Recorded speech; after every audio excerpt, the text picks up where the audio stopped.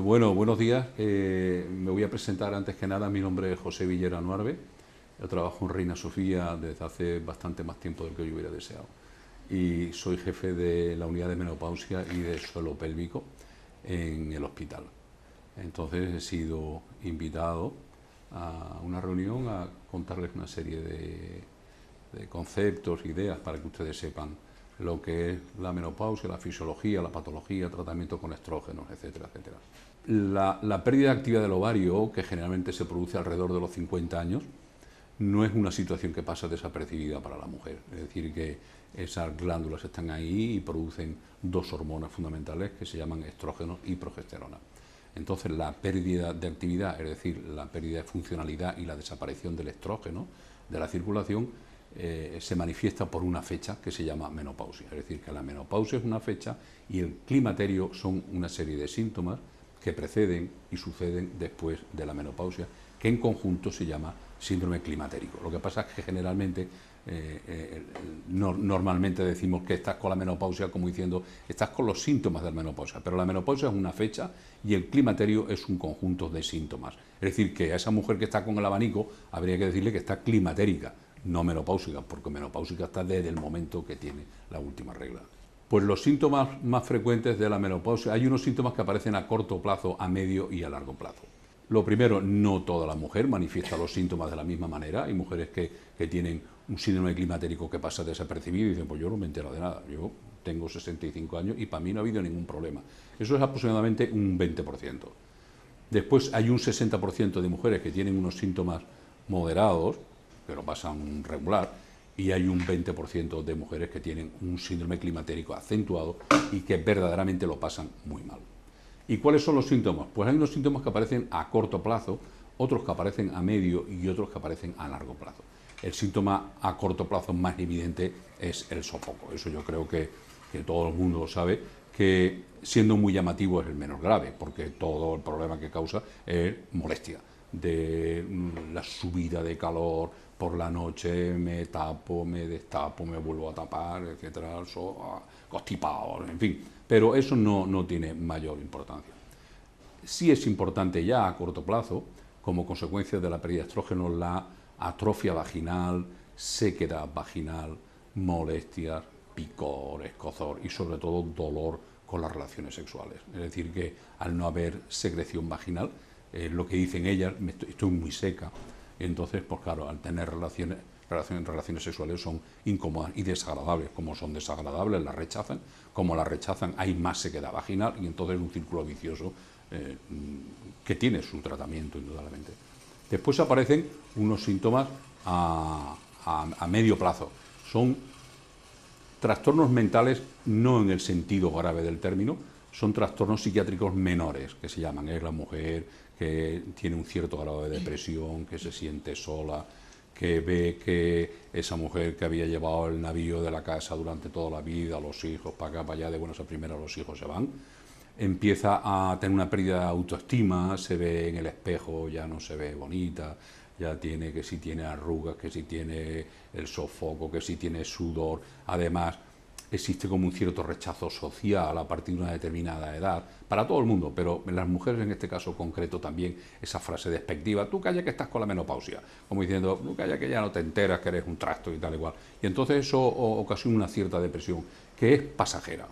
Es importante que ellas sepan que es pasajera, que no es grave y que pasado unos meses o 1 o 2 años desaparece. Eso se llamamos nosotros trastornos psiquiátricos menores. Y después aparecen a largo plazo pues problemas derivados de esa falta de estrógenos, como es la pérdida de masa ósea, que en el peor de los casos es una osteoporosis, y después trastornos cardiovasculares, la disminución del estrógeno produce un aumento del colesterol, aumento de la fracción mala, el LDL colesterol, etcétera, etcétera, y por último los factores oncológicos de riesgo de cáncer, etcétera, etcétera. Pero los más comunes, los que se asocian a la población en general, es el sofoco, son los trastornos menores estos de depresión y la pérdida de masa ósea y la sequedad vaginal. No toda mujer que tenga una menopausia va a tener una osteoporosis, por supuesto que no, porque hay un factor muy importante, que es el factor genético. Es decir, que una mujer se sienta delante de la mesa y uno ya más o menos vislumbra si esa mujer puede tener una osteoporosis o no. Por el aspecto físico, la mujer finita, delgadita, de poca grasa, ya no digamos si fuma, si bebe, si hace poco ejercicio y se asocia a una pérdida de estrógenos, pues ahí hay independientemente un fenotipo altamente sospechoso de osteoporosis. Y después también hay factores genéticos, en el sentido de que una mujer que aparentemente tiene una arquitectura ósea que parece un fenómeno, sin embargo después se manifiesta con una osteoporosis. Pero indudablemente el estrógeno tiene un efecto negativo en términos generales sobre el hueso, en el sentido de que induce pérdida de masa ósea. Los síntomas, como la menopausia, hemos dicho que es consecuencia de una pérdida de actividad del ovario, fundamentalmente de estrógenos.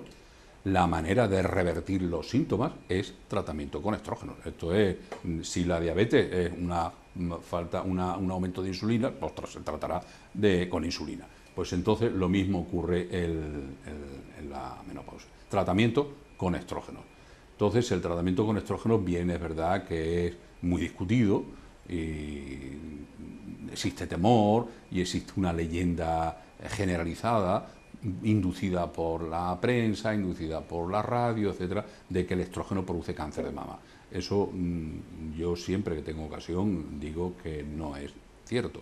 El estrógeno no produce cáncer de mama. Existe un cierto riesgo de cáncer de mama en mujeres que toman estrógeno, pero es un riesgo perfectamente asumible. Es decir, que también existe un cierto riesgo cuando va uno en coche a 120 en vez de ir a 110, pero eso no quiere decir que uno en un momento dado, en una autopista y bien y cómodo, no vaya a 120. De manera que yo lo que recomiendo, sin lugar a dudas, es el tratamiento con estrógenos en mujeres con síndrome climatérico. ¿Es importante o es rechazable este tratamiento? Es importante. Es importante sobre todo en el grupo de mujeres que tienen un síndrome climatérico moderado y no digamos acentuado. Una mujer que se encuentra bien no necesita nada, se hace sus controles, está bien, de masa ósea está bien, no tiene sequedad vaginal, no tiene sofocos, está bien, pues no necesita nada. Pero en mujeres que tienen síntomas, pues hay que reponer la hormona que le falta con estrógenos. De tal manera que, haciendo sus controles habituales con mamografía, etcétera, etcétera, debe de perder radicalmente el temor al cáncer de mama. Bueno, como el tratamiento con estrógenos ha sido tan discutido, sobre todo a partir de unos años que salió un estudio del WHI, en el cual pues dijeron que si el estrógeno, cuidado, que aumentaba el riesgo, etcétera, pues entonces aparecieron sustitutos. Al decir sustitutos quiero decir alternativas. Es decir, que no son lo eficaces que son el estrógeno, y ellos mismos en su propaganda lo dicen, pero que representan una alternativa. Hay que tener en cuenta que tiene un efecto placebo alto, de aproximadamente el 45% tienen de efecto placebo. Entonces, bueno, pues las mujeres lo toman con esto de que es natural, de que no hace daño y de que se puede tomar el tiempo que sea necesario, pues lo toman con más o menos fe, pero lo toman. ¿Eso quiere decir que no sea bueno? No, está bien, está bien. Yo, por supuesto, nunca diré que el tratamiento con isoflavonas de soja no sea bueno. Es bueno, pero no tiene la eficacia del estrógeno. Esto es lo mismo que el que está tomando bolitas negras del Carrefour y se cree que está tomando caviar. Pues mire usted, no, usted está tomando bolitas de Carrefour. Si además usted piensa que está tan rico como el caviar, pues fenomenal, pero no es caviar. Pues es lo mismo, digo, con las isoflavonas de soja, que si le va bien y tal, fenomenal, pero el tratamiento de primera línea es el estrógeno, sin duda alguna. Es importante. Yo siempre recomiendo a las mujeres que no solamente se tomen su pastilla de estrógenos o hagan su tratamiento determinado con un parche, etcétera, etcétera, sino que además deben de hacer ejercicio, porque el ejercicio es saludable. Yo siempre digo que probablemente el andar sea la mejor medicina y la más barata que hay, porque disminuye el colesterol, disminuye la tensión, disminuye el peso, baja los niveles de glucemia, etcétera, y además fortalece el hueso, es decir, que son una cantidad de factores extraordinarios. Andar, más alimentación, alimentos ricos en calcio. ¿Cuál es el alimento que más calcio tiene? El queso duro, curado, ese manchego y tal. Lo que pasa es que frecuentemente pues son mujeres que lo toman tienen el colesterol en el límite o alto, pero idealmente sería una alimentación magnífica para estas edades. Alimentos ricos en calcio, leche, yogures, queso, etcétera, etcétera, más una alimentación sana y en general hábitos de vida saludables. Y después caminar y tomar el sol. Caminar y tomar el sol por lo menos 20 minutos al día. No tomar el sol de ponerse en la playa en agosto a las 3 de la tarde, pero ahora en otoño, invierno y primavera es un sol de lo más saludable. No hace falta ni protección solar, siquiera, salvo en casos de riesgo, pero para 20 minutos no hace falta protección solar. Además, no tiene que ser necesariamente en la cara, que se puede tomar el sol en los brazos y se absorbe exactamente igual los ultravioletas. Es decir, que caminar, tomar el sol y dieta adecuada es lo más adecuado para tratamiento en estas edades, junto con el tratamiento con estrógeno o isoflavonas de soja.